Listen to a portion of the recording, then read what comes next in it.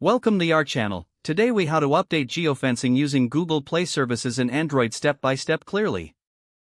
First, ensure you have the latest version of Google Play services installed on your device. Open your Android Studio and create a new project.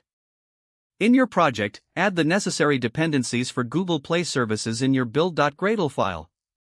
Include the location dependency by adding implementation com.google.android.gms a Play services location latest_version. Sync your project to ensure all dependencies are properly incorporated. Next, navigate to the Android manifest.xml file. Add the necessary permissions for accessing the device's location. Include both access_find_location and access_background_location permissions. Now, define your geofence by creating a geofence builder object. Set the required parameters such as a unique request ID, latitude, longitude, and radius. Specify the geofence transition types you want to monitor. You can set transitions like geofence.geofence_transition_enter, geofence.geofence. Next, create a geofencing request object. Use Geofencing Request Builder to set the initial trigger and add your previously defined geofence. Now, set up the Geofencing client to manage your geofences. Initialize it using location_services.getGeofencing client, context. Call the Add Geofences method from the Geofencing client to add your geofences.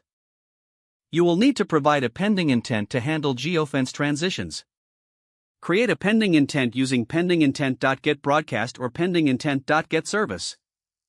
Implement a broadcast receiver to handle the geofence transition events. In your broadcast receiver, retrieve the geofence transition type and act accordingly. Finally, test your application on a physical device to ensure geofencing works as expected. Monitor the location permissions and behavior in real time. Make adjustments as needed based on your testing and use cases. If the page does not load, refresh the browser or try again in a private or incognito window.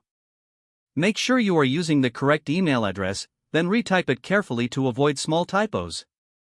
If your password is not accepted, use the reset option and create a new strong password you can remember.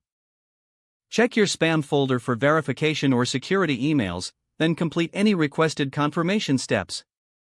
Don't forget to like this video and subscribe to our channel for more step-by-step tech guides.